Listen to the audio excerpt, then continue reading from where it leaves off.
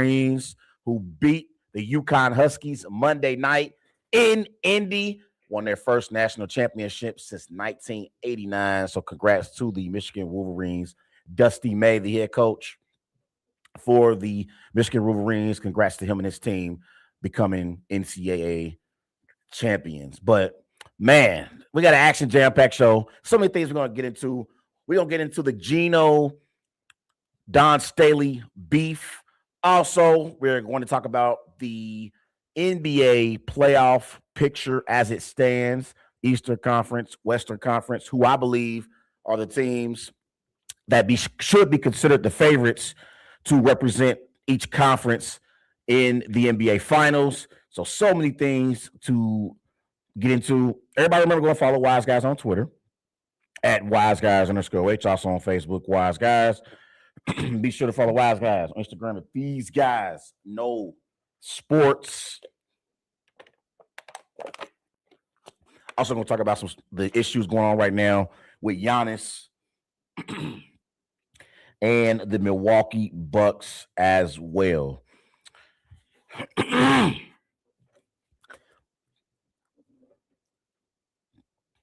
Let's start off in the Western Conference, and let's talk about the defending NBA champion, Oklahoma City Thunder, as the Thunder beat the Clippers 128-110 Wednesday night in LA. And for the Thunder, Chet Holmgren, he had a great performance, 30 points, 14 rebounds, 5 assists. SGA had another 20-point performance. He had 20 points, 11 assists. The Thunder, they win their 7th consecutive game, and they clinched the number 1 seed in the Western Conference, improving to 64-16 on the season. And they clinched their 3rd straight number 1 seed, and they became the 4th team in the last 35 years to have 3 consecutive seasons clinching the number 1 seed. The other 3 teams were the Warriors 2014 through 2017, the Lakers 07 through 2010, and Jordan's Bulls 95 through 98. And keynote, Warriors, Lakers, Bulls all won multiple titles in that span. So the question here is, am I taking OKC or the field in the Western Conference when it comes to teams that could actually represent the West in the NBA Finals? I am taking the field over OKC, despite OKC being the defending NBA champions. And the thing is, when I look at Oklahoma City, obviously you got SGA, who's probably going to win NBA MVP. And this season, SGA has been balling. The man's averaging 31 points per game on 55% shooting from the floor, 7 assists per game, 4 rebounds. He is going to win another NBA MVP award. This is fresh off of a season last year where SGA, he won NBA MVP. He became an NBA champion, and he won NBA Finals MVP as well. And I believe SGA is a top 3 player right now in pro basketball, no matter how you slice it, no matter how you view SGA, because there's a lot of fans who don't necessarily care for his play style because he shoots so many free throws. And sometimes when I watch OKC games, I do find myself yawning, sleepy, or bored because SGA is at the free throw line so many damn times. But SGA, as a scorer, his ability to score the basketball at an elite level is undeniable. And not only is SGA a great player, the Oklahoma City Thunder, as a basketball team, They're also well coached. Mark Daigneault is one of the best coaches we have in pro basketball. They have a trio that won an NBA championship last year with SGA, with Chet Holmgren, with Jalen Williams.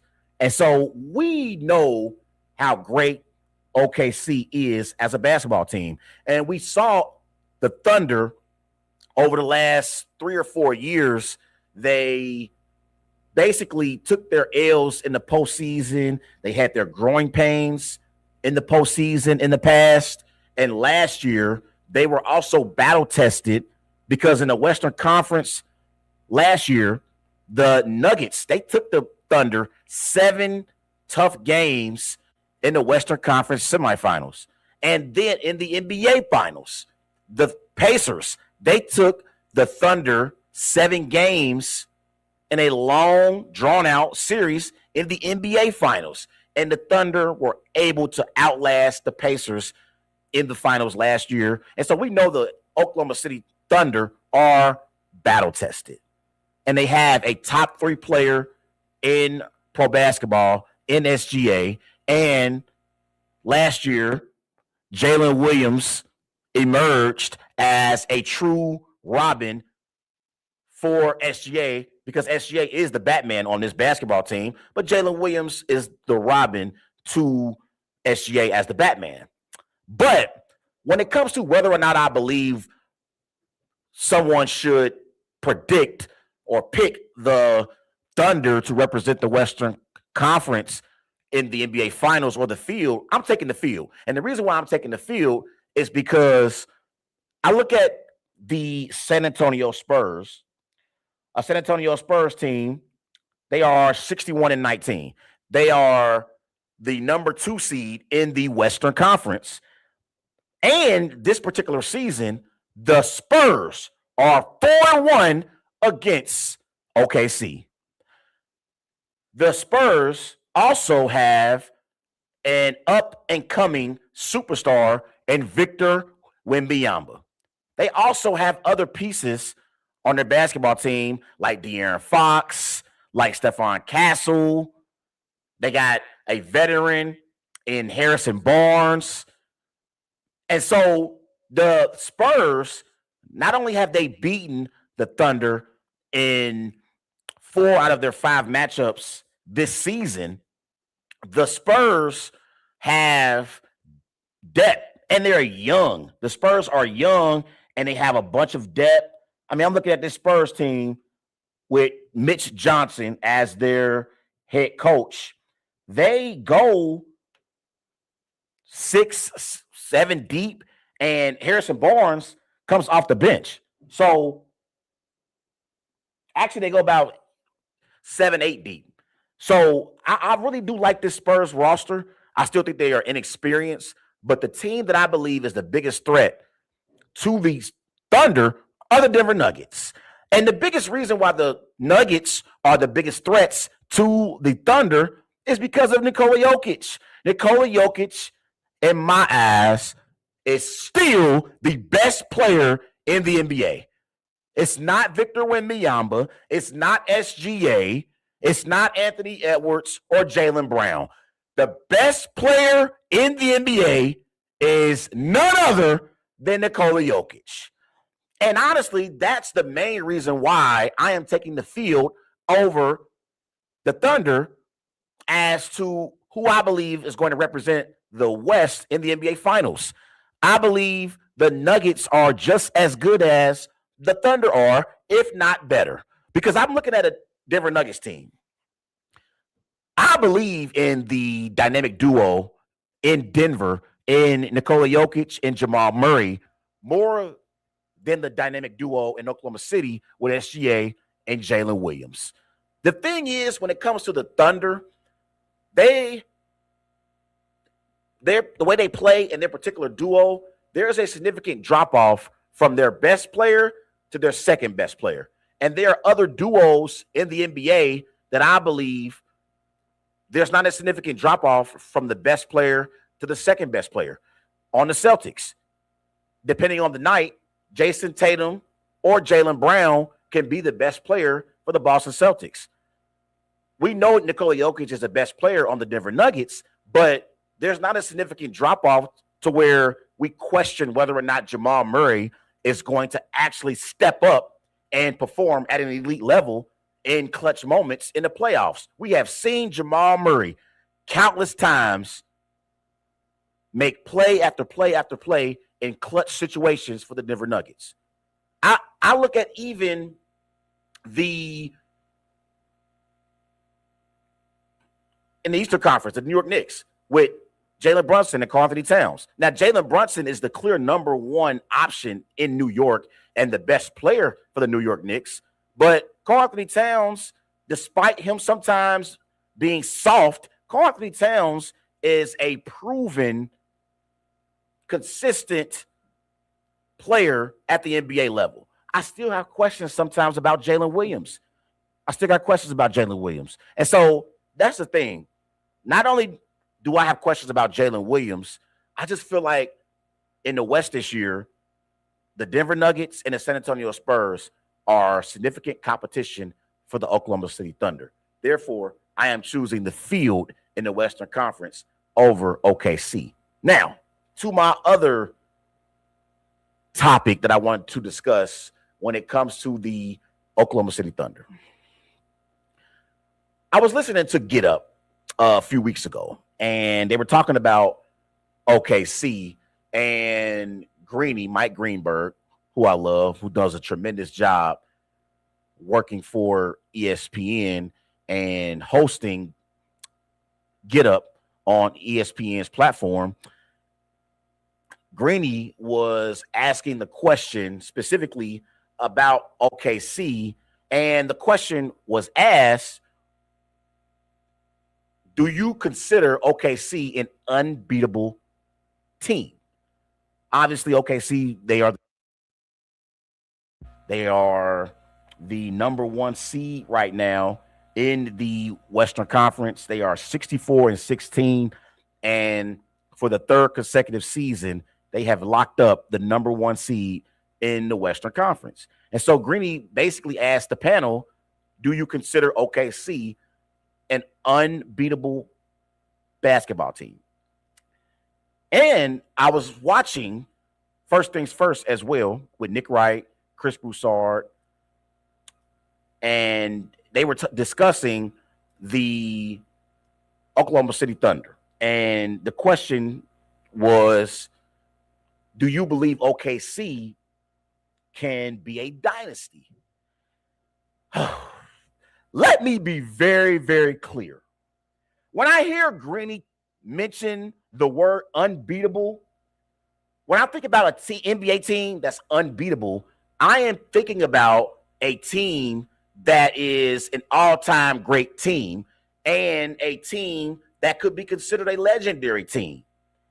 And I do not consider the Oklahoma City Thunder an unbeatable basketball team or this all-time great team that can be considered a dynasty. When I think about all-time great teams or teams that I would consider unbeatable, I think about Jordan's Bulls in the 90s. I think about Kobe, Shaq's Lakers in the early 2000s. I think about the Steph Curry Golden State Warriors that won 4 championships in 8 years. And they had the nerve, the audacity to add Kevin Durant. That Warriors team that had Steph Curry, Klay Thompson, Kevin Durant, Andre Iguodala, and Draymond Green, they were an unbeatable basketball team. And they were an all-time great team. And the other teams that I just named, Jordan's Bulls in the 90s, Kobe Shaq's Lakers in the early 2000s, the Golden State Warriors dynasty when they won 4 championships in 8 years. Those teams are teams that I would consider legendary basketball teams and all-time great teams that I would also consider teams that are dynasties. Jordan's Bulls were a dynasty. Kobe Shaq's Lakers were a dynasty. Steph's Warriors were a dynasty. This Oklahoma City team is not a all-time great team. I just saw last year in the postseason, the Nuggets and the Pacers both took the Thunder to a long 7-game series. It took the Thunder 7 games to beat the Nuggets and the Pacers. The Nuggets in the conference semifinals and the Pacers in the NBA finals. It took the Thunder 7 games to beat those two teams I just named. Could you imagine Jordan's Bulls going up against that Pacers team last year in the NBA finals? Or it would have been in the conference finals because the Bulls and the Pacers are in the Eastern Conference. But could you imagine MJ, Pippen, Rodman going up against that Pacers team with Halliburton and Siakam? Could you imagine Kobe Shaq's Lakers going up against that Pacers team in the NBA finals? Kobe Shaq's Lakers would have destroyed that Pacers team from last year. Steph's Warriors, if they went up against that Pacers team last year in the NBA finals, Steph's Warriors would have destroyed that Pacers team last year in the NBA finals. And this is no knock against the Pacers, but I don't consider the Pacers an all-time great team. And that same Pacers team took the Thunder 7 games last year in the NBA finals. So no, I do not believe the OKC Thunder are an all-time great team. And I don't consider them an unbeatable basketball team. And I damn sure am not mentioning them as a dynasty. I don't even believe the Thunder are better than the Boston Celtics, who won an NBA championship 2 years ago with Jason Tatum and Jaylen Brown. And they also had Drew Holiday and Kristaps Porzingis and Al Horford. That Celtics team, to me, was a better overall team than this OKC team currently is. And so I believe in SGA. I think SGA is a superstar, and he's a top 3 player right now in the NBA. And the Thunder deserve credit for winning a title last year and following that up with a 3rd consecutive season as a number 1 seed in the Western Conference. But I do not believe that they should be considered an all-time great team, nor do I believe that they are some unbeatable basketball team and they are not about to be considered a dynasty. Please, we got to please pump the brakes. Please pump the brakes. I don't even know if the Thunder are going to make it out of the Western Conference to the NBA Finals this year. I don't know, but we'll see. We'll see what happens. Everybody go follow Wise Guys on Twitter at WiseGuys_H. Also on Facebook, Wise Guys. Be right back.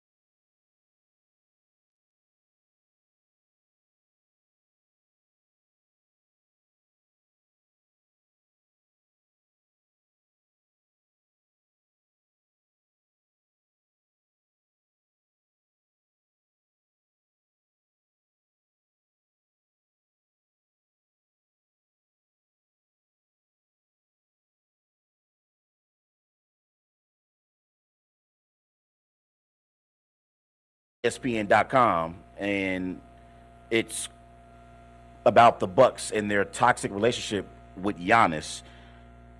And the article is titled, quote, "Inside the Fractured Relationship Between Giannis and the Bucks."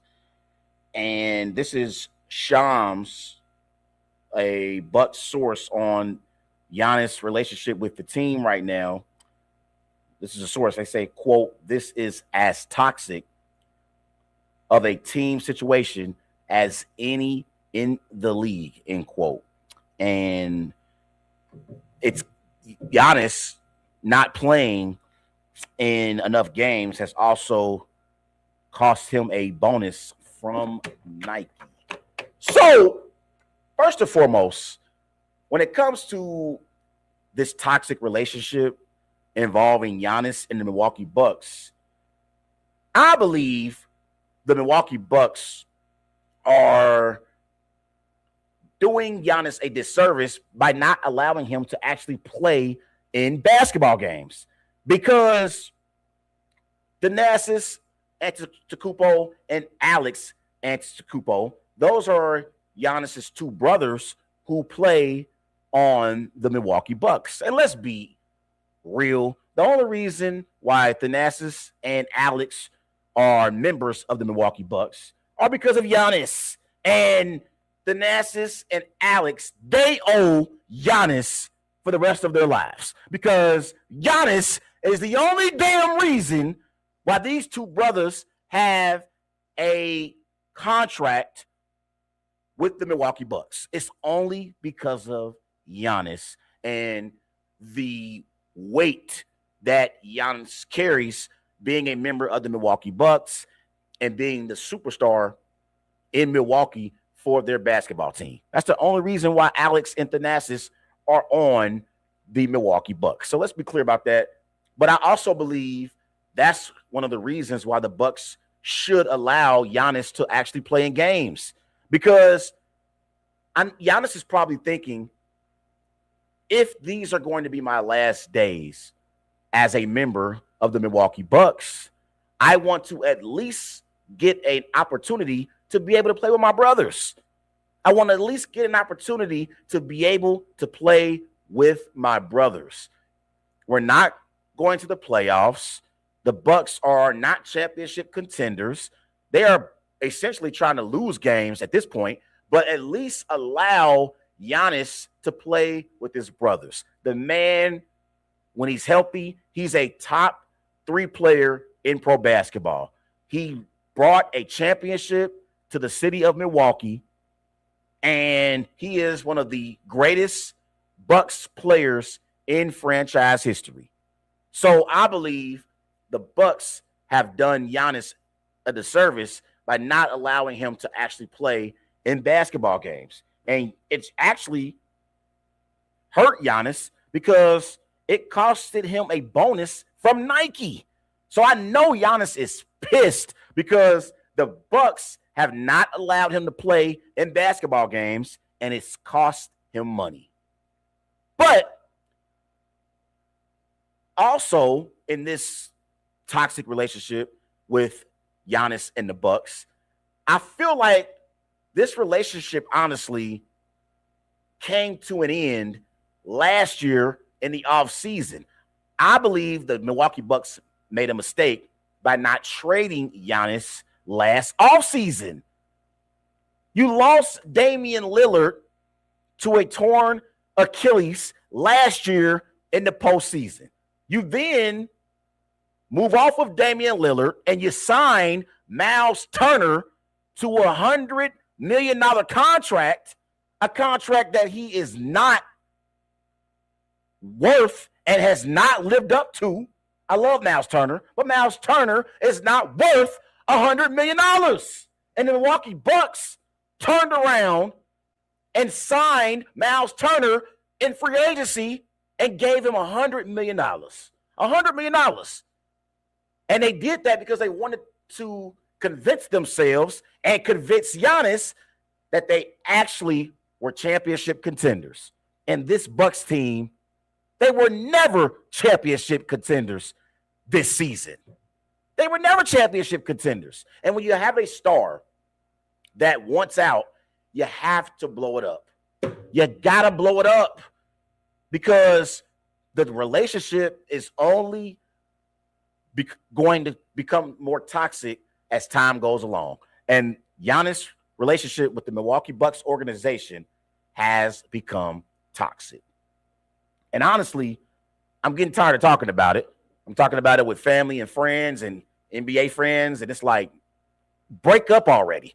Break up already. And the thing is, though, I do also, the one thing I blame Giannis for, Giannis has not publicly came out and demanded a trade out of Milwaukee. I fault Giannis for that. Stop being the nice guy. Stop being the nice guy. Come out and say you want out of Milwaukee. It's almost like two people who are in a relationship or a marriage, and they both know this relationship or marriage is going absolutely nowhere. Somebody has to be the one to rip the Band-Aid off and break up with the other person. And right now, neither Giannis or the Bucks organization want to break up with the other individual. But we both know both parties want out. But another thing with the Milwaukee Bucks that I find interesting is Doc Rivers. And I'm looking at Doc Rivers since he's taken over as head coach of the Milwaukee Bucks. Doc Rivers is 96-101. So remember in 2023, the Bucks decided to fire Adrian Griffin, and Adrian Griffin, he was 30-13 as head coach of the Milwaukee Bucks. And they fired Adrian Griffin essentially for Doc Rivers. Well, that Doc Rivers experiment in Milwaukee has been a failure. It's been a failure. And I thought that the organization's thought process was, we are going to bring Doc Rivers in, and he's going to be an upgrade over Adrian Griffin. And Doc Rivers has not been an upgrade over Adrian Griffin. As a matter of fact, the Bucks have been worse since Doc Rivers has taken over as their head coach. At least with Adrian Griffin, they were 30-13, so they had won 70% of their games under Adrian Griffin. But they have been awful under Doc Rivers. 96-101. 96-101. And the thing is with Doc Rivers, because he deserves some blame in this situation as well. I look at it, Doc Rivers. Doc Rivers, he has 1,193 career wins as an NBA head coach. That is ranked sixth most in NBA history. Doc Rivers is 114-112 in the playoffs, his career record, that is. He has the fourth most wins and second most losses all time. So you got the best of both worlds with Doc Rivers. He won an NBA championship in 2008 with the Boston Celtics, and he was the 2000 NBA Coach of the Year with the Orlando Magic. And he is a top 15 NBA head coach of all time. But Doc Rivers hasn't won anything since he was the head coach of the Boston Celtics. That Celtics team had Ray Allen, Kevin Garnett, Paul Pierce, Rajon Rondo. That Celtics team was loaded. We talk about the big three in Miami with LeBron, Bosh, and D-Wade. The first big three was in Boston with Kevin Garnett, Paul Pierce, and Ray Allen. That was the first big three. And Doc Rivers was able to win a championship with that team, but Doc Rivers hasn't done anything since 2008. Since 2008, he's been in LA with the Clippers. He's been in Philadelphia with the 76ers. And now he's in Milwaukee with the Bucks. And Doc Rivers hasn't done anything since he won a championship in 2008 with the Boston Celtics. And I know Doc Rivers has forgotten more basketball than I'll ever know, but he hasn't accomplished much since he won his championship in 2008 with the Boston Celtics. And I believe he also deserves blame for this toxic relationship between Giannis and the Bucks organization. He deserves blame for that. And the thing is, before the season, Doc Rivers was talking about how this was probably going to be his last season coaching in the NBA. You already have a star in Giannis who wants out, and then you have the head coach talk about how this probably is going to be it for him, and it's probably going to be his last season coaching in the NBA. I believe the Milwaukee Bucks, they were doomed from the start.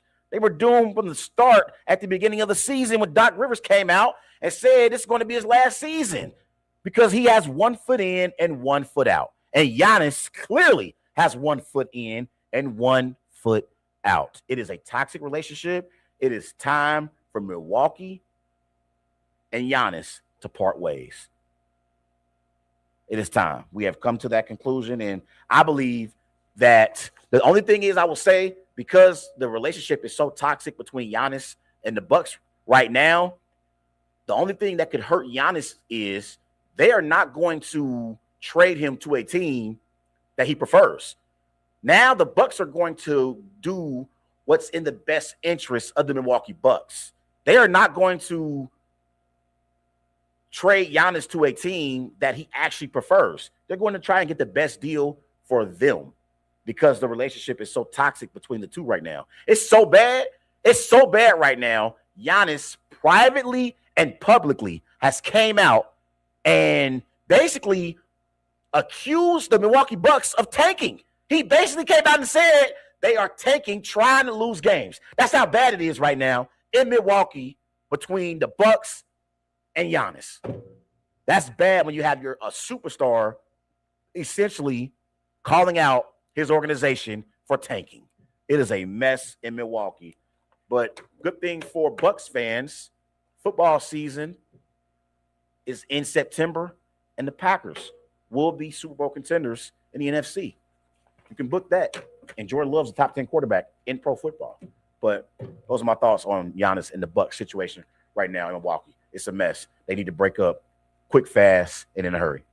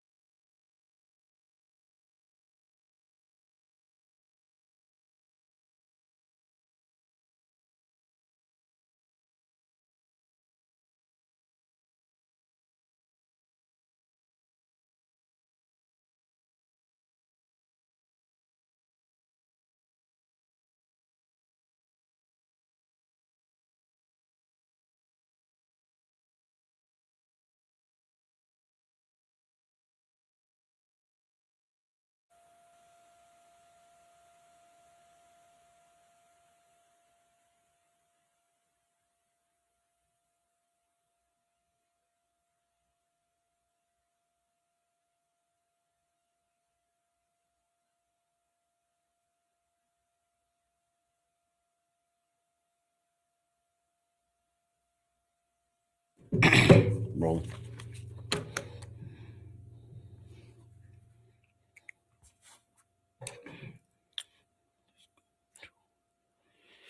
Welcome back to Wise Guys. These guys know sports. Everybody remember go follow Wise Guys on Twitter at Wise Guys_H. Also on Facebook, Wise Guys. And be sure to follow Wise Guys on Instagram at These Guys Know Sports. Let's go to women's college basketball. And let's talk about the Geno Auriemma and Don Staley situation. So South Carolina beat UConn 62-48 in the Final Four matchup in the women's NCAA tournament. And the story wasn't about how the Gamecocks outplayed the Huskies after the game. The story was about the altercation between Geno Auriemma and Don Staley.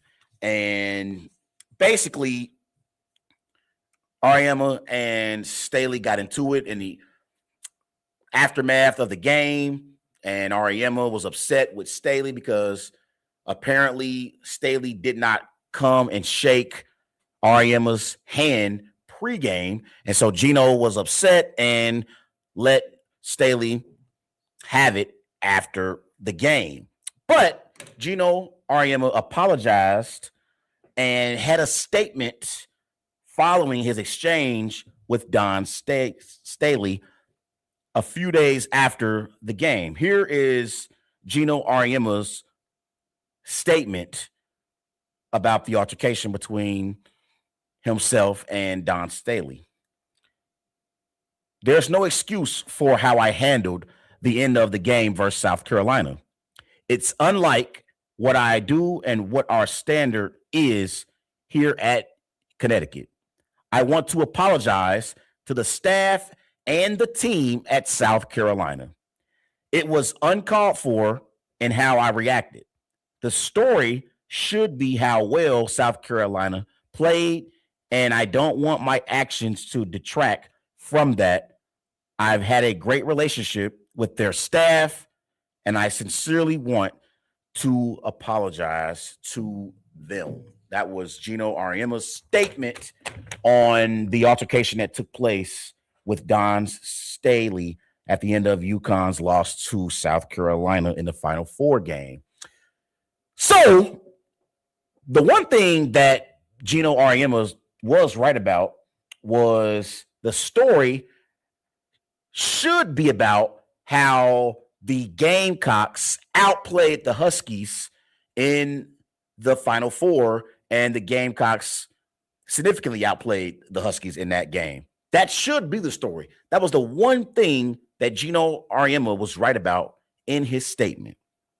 But besides that, let me be very, very clear.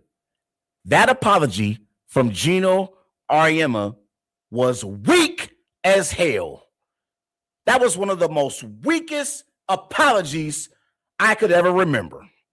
Because Geno Auriemma, he doesn't owe me, anybody in the media, or doesn't owe anybody, or specifically South Carolina, an apology. He owes Don Staley specifically an apology. Why the hell are you not mentioning Don Staley's name in an apology statement, Geno? Why are you talking about the staff at South Carolina and talking about South Carolina as a school and not specifically mentioning Don Staley's name in your apology? The one thing that I hate when someone offends someone publicly, but then tries to apologize privately. No, keep that same energy. As the young folks say, keep that same energy. The same energy, Geno, that you had when you publicly came out and said what you had to say about Don Staley, you should have publicly apologized to Don Staley. Why are you privately? Because there are reports about how Geno has reached out to Don Staley and apologized. But I don't like that. I hate that. I feel like if you are going to publicly offend me, then you need to publicly apologize to me. Don't give me some apology and then you don't even mention my name in the apology, the public apology that you put out. That's insane to me. That is ridiculous. And I believe that this apology was weak as hell. It was weak as hell. And so the thing is, in his post-game press conference, Geno, he didn't mention South Carolina. He didn't mention the staff at South Carolina. He specifically mentioned Don Staley. And so to me, he should have specifically mentioned Don Staley's name in his public apology statement. So to me, that apology was weak as hell. And the thing is, what Geno really needs to acknowledge is he was being a sore loser and in his feelings because the South Carolina Gamecocks outplayed the UConn Huskies. And Don Staley outcoached Geno Auriemma. That's the biggest reason why Geno was in his feelings.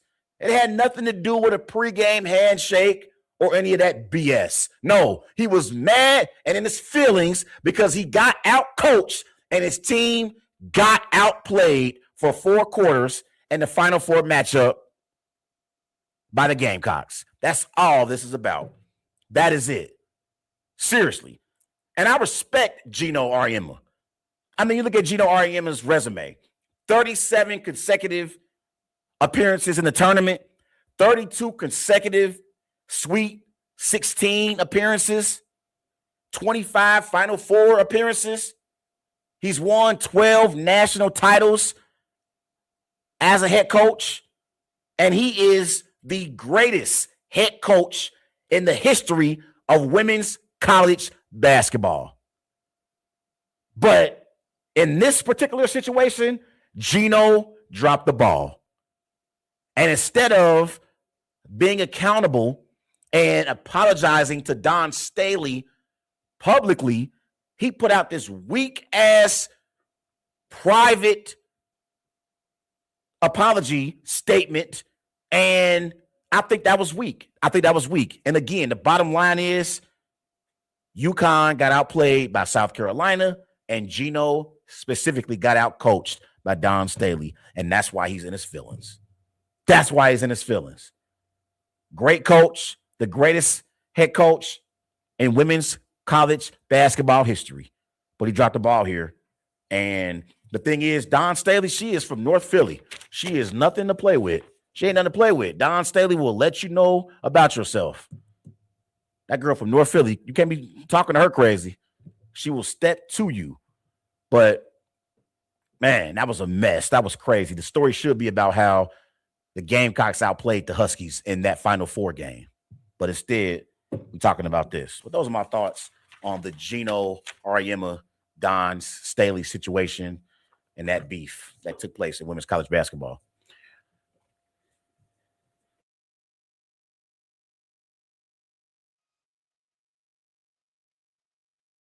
On Facebook, Wise Guys.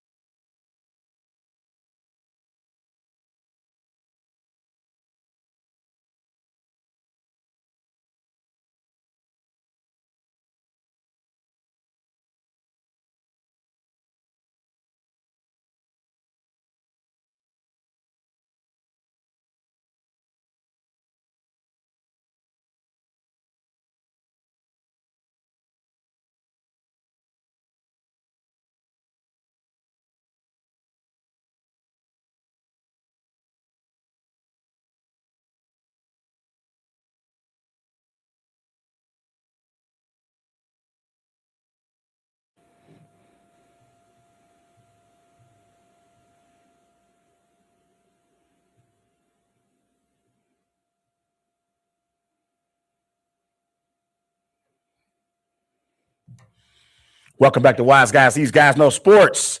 Everybody remember go follow Wise Guys on Twitter at WiseGuys_H. Also on Facebook, Wise Guys. And be sure to follow Wise Guys on Instagram at These Guys Know Sports. On this Thursday, April the 9th, in the house with your boy Trey Larkins on the Wise Guys Sports Show.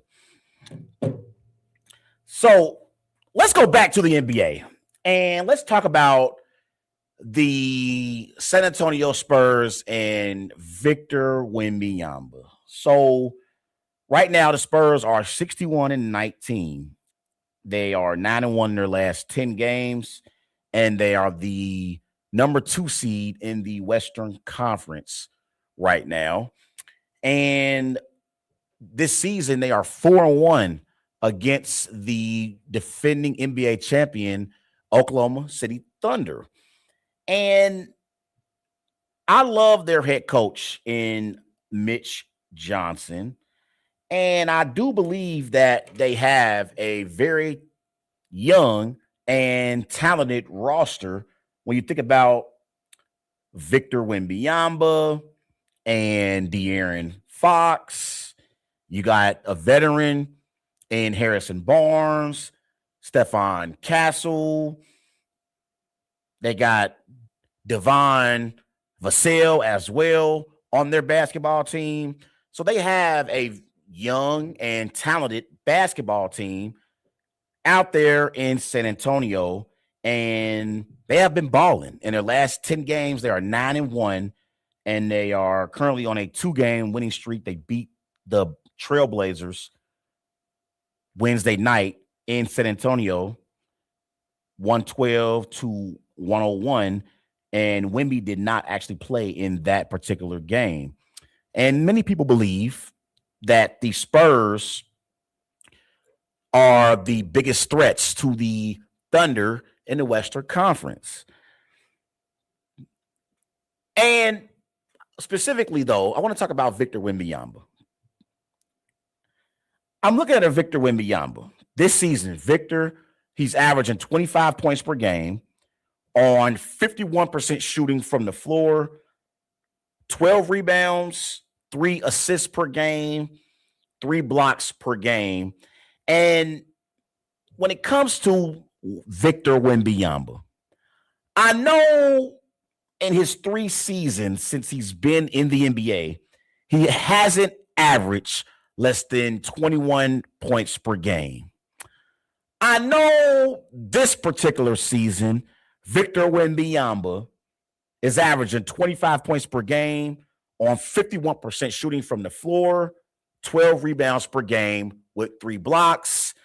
He's 7'4", and I also know that Wembanyama is probably going to win the NBA Defensive Player of the Year award this season. And so he's already a top 3 defensive player in pro basketball. I know all that. But my question for the NBA world and the media that covers the NBA, can we please pump the brakes on the Wemby hype as we head into the postseason? It seems like every time I turn on First Take, First Things First, Get Up, all I hear about is Victor Wembanyama. And I'm listening to people like Mike Greenberg. I was watching Get Up, and they were doing some highlights a few weeks ago. It was the Spurs-Grizzlies game, and I'm listening to Greeny, who is Mike Greenberg on Get Up. He hosts that show. He was talking about Victor Wembanyama, and he referred to Wembanyama as the greatest highlight he's ever done as a sports commentator. And I'm thinking to myself, what the hell are you talking about, Greeny? Have we forgotten about the late, great Kobe Bryant? God rest his soul. Have we forgotten about MJ and all the spectacular highlights we saw in the 90s? Hell, have we forgotten about as recent Anthony Edwards? I see Anthony Edwards ducking on somebody every single week. But yet you hear Greeny talk about how, Victor Wembanyama is the greatest highlight he's ever seen. Greeny, have you forgotten about Kobe, MJ, LeBron, Anthony Edwards? What the hell are you talking about? What are you talking about? And then I hear Brian Windhorst, Stephen A., Jay Williams, and I love Jay Williams, Stephen A., Brian Windhorst. And then on First Things First, I hear Chris Broussard, all these NBA analysts, Kendrick Perkins, you can throw him in there too. All these NBA analysts, they talk about Victor Wembanyama like he's already an all-time great. And I'm thinking to myself, why in the hell are we crowning Wemby when Wemby hasn't even won a playoff series yet? He ain't even won a playoff series yet, and I keep hearing NBA analysts talk about how Wemby should be viewed as the best player in the NBA. I'm like, I listen and I watch these sports shows, and they discuss Wemby way more than other proven NBA stars. Let me list some of the stars that are more proven than Victor Wembanyama. Jason Tatum and Jaylen Brown are more proven than Victor Wembanyama. Anthony Edwards is more proven than Victor Wembanyama. Luka Doncic is more proven than Victor Wembanyama. Jalen Brunson is more proven than Victor Wembanyama. Nikola Jokic is more proven than Victor Wembanyama. SGA is more proven than Victor Wembanyama. I keep hearing these NBA analysts speak on Wemby like Wemby has already reached the mountaintop. Can we please pump the brakes on the Wemby hype? Please. I know Wemby has tremendous upside. He's 7'4". The brother is 7'4" with a damn near 7'9" wingspan. And he can also defend on the perimeter. He's probably already a top 3 defensive player in the NBA. But the man hasn't even won a playoff series yet. And I hear people in the media speak on Wemby as if Wemby is already an all-time great. Can we please pump the brakes on the Wemby hype? Please. Please. I respect Wemby. I respect the San Antonio Spurs. And I do believe they have a bright future as a basketball team.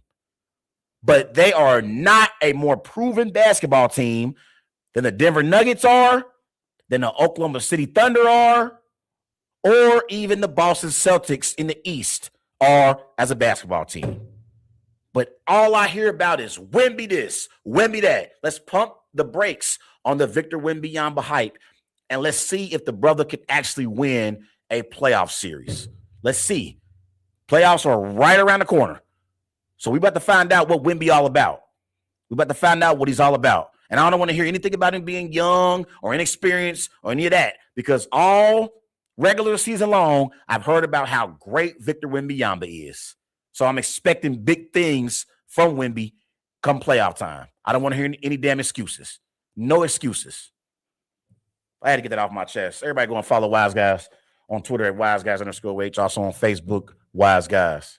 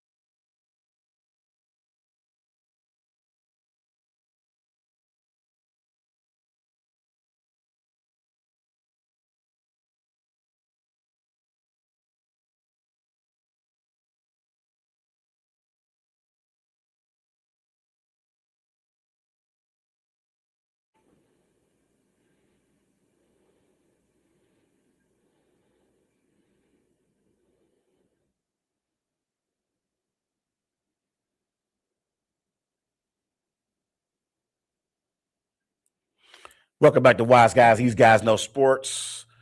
In the house with your boy Trey Larkins on the Wise Guys Sports. So let's transition back to the NBA and let's talk about the NBA playoff picture as things currently stand.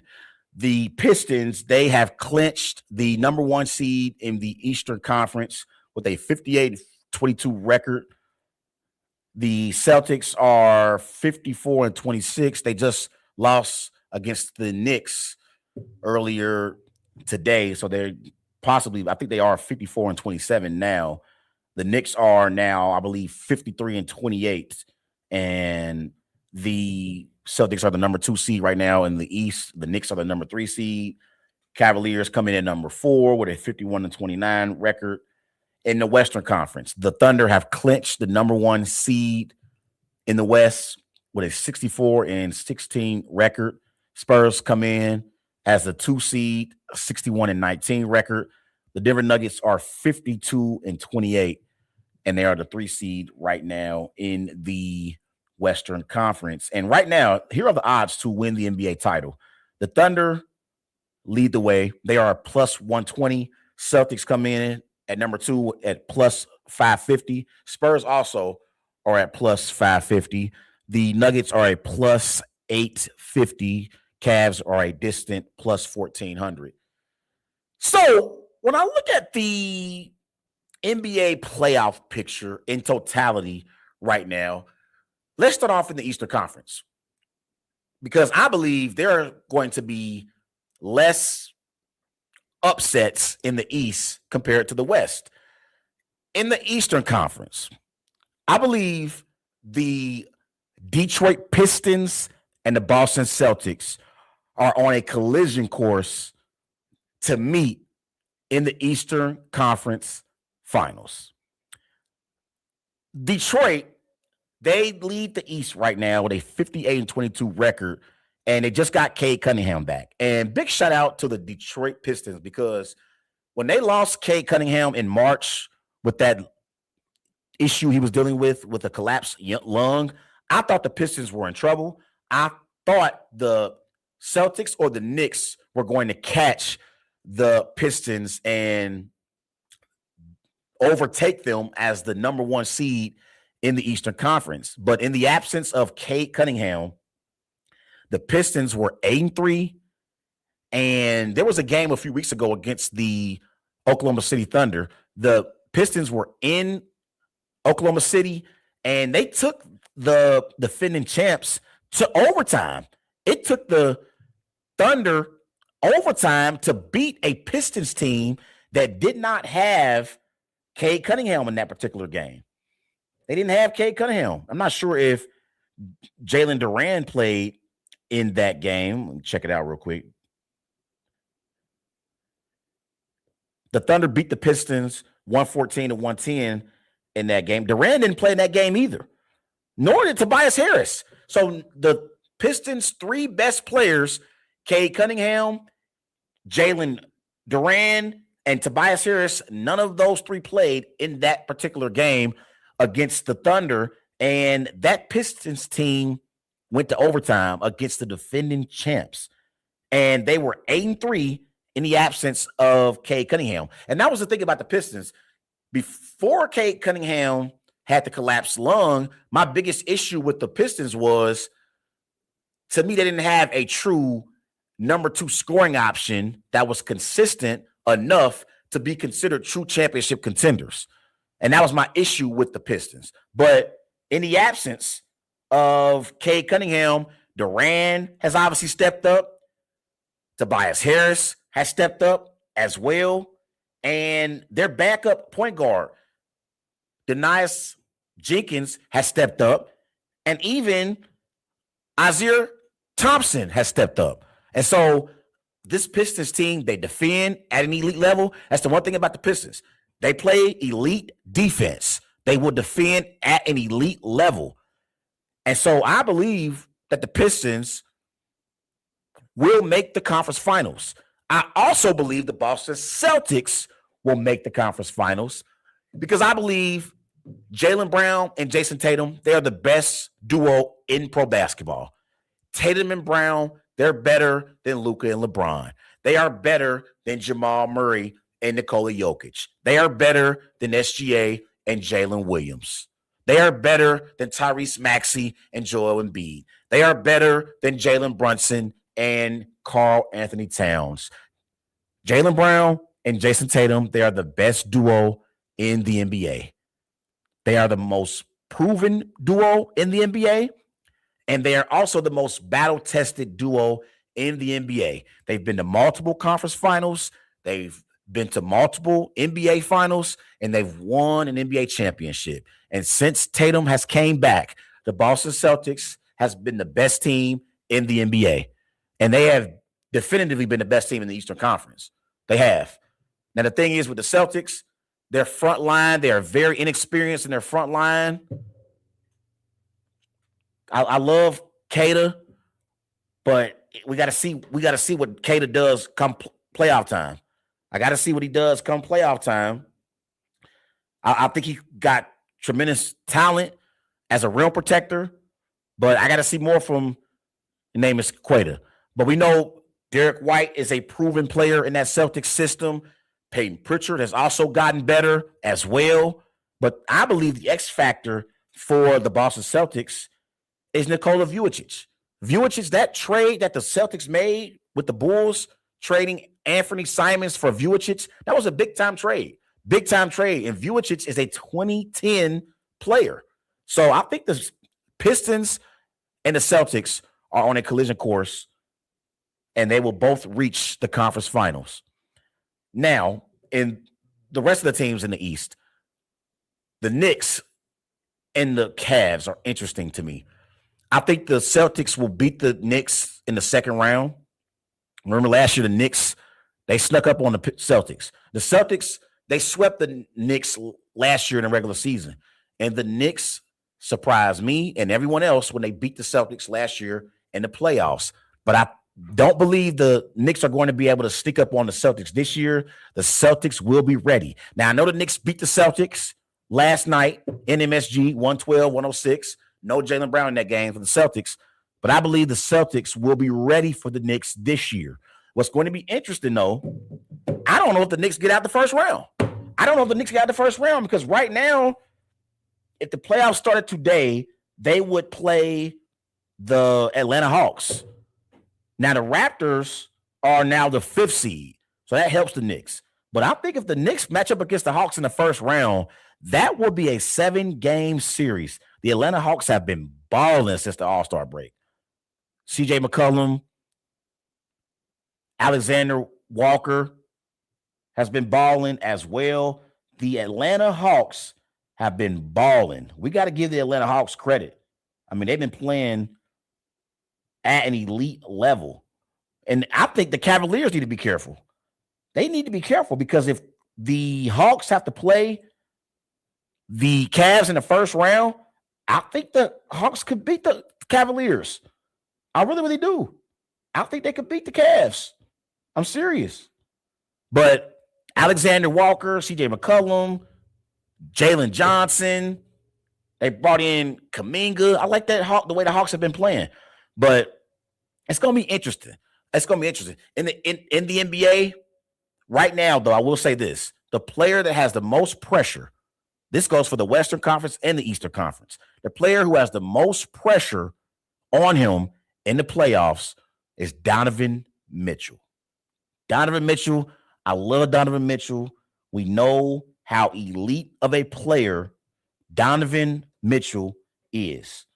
I mean, you look at it, Donovan Mitchell, for his career, the brother averages 28 points per game on 48% shooting from the floor, and he shoots 36% from three-point range. But Donovan Mitchell's been in the NBA since 2017, and the brother has not reached a conference finals so far in his career. And the thing is, I know how elite of a scorer Donovan Mitchell is, but I can't have Mitchell in the same conversations as the Jalen Brunsons of the world, the Jaylen Browns of the world, the Jason Tatums of the world, the Devin Bookers of the world. the Luka Doncic of the world, the Anthony Edwards of the world. I can't have Donovan Mitchell in that conversation with those other stars because Donovan Mitchell has not reached a conference finals so far in his career. And that is a huge disappointment. So I think Donovan Mitchell has the most pressure player-wise as we head into the postseason. He has more pressure than any other player right now heading into the playoffs. But it's gonna be interesting, man, in the East. But that first round gonna be some matchups where I think the Pistons beat whoever they match up against. I think the Celtics beat whoever they match up against. But the Knicks and the Cavs both could struggle. Let's talk about the Western Conference real quick. The Thunder are the number 1 seed, 64-16. Spurs 61-19 as a number 2 seed. The Nuggets have now overlapped the Rockets. They are the 3 seed right now. They are 52-28. And so I believe the Nuggets, now that they're the 3 seed, that is bad news for the San Antonio Spurs. And let me be very clear, and let me say this right now and get this out of the way. If the standings stay as they currently are, and the Spurs and the Nuggets match up against one another in the conference semifinals in the second round of the NBA playoffs, the Denver Nuggets will beat the San Antonio Spurs. You can book it, and you can take that to the bank. The Nuggets will beat the Spurs in the second round of the NBA playoffs in the Western Conference. And so I believe that the 2 best teams in the Western Conference are the Oklahoma City Thunder and the Denver Nuggets. And to me, the Thunder were the biggest winners for the Nuggets moving up to the 3 seed because the Thunder now in the second round, they'll either play the Rockets or the Lakers. They'll beat both the Rockets or the Lakers. Now, it will be interesting to see KD and LeBron match up against one another one more time. They haven't played against each other since the finals when it was LeBron on the Cavs and KD on the Warriors. But that's going to be an interesting first round series if they match up. It's going to be interesting to see if Luka and Austin Reeves can come back for the Lakers. But that series would be a toss-up. I don't believe in the Rockets or the Lakers as true championship contenders. But the biggest winners from the Nuggets moving up to the 3 seed were the Thunder because they avoid the Nuggets in the second round. The biggest losers were the Spurs because I believe the Nuggets will beat the Spurs in the second round. But also a key matchup, that Nuggets Timberwolves matchup, the 3 versus the 6 in the Western Conference could be interesting.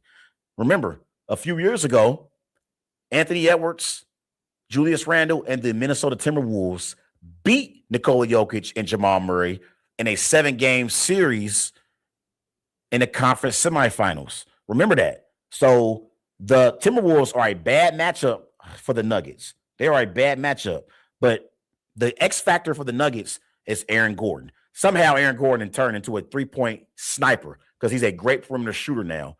But it's going to be interesting in the Western Conference. I think the West will have more upsets than the East will. Hell, I think even when you look at the Spurs as a 2 seed, if the Clippers are able to overlap the Suns and be the 7 seed, I think that matchup between the Spurs and the Clippers could be interesting. I do, because I believe Ty Lue is a more proven head coach than Mitch Johnson is. And Kawhi Leonard is a proven superstar come playoff time. And Victor Wembanyama is not. So it's going to be interesting in the Western Conference.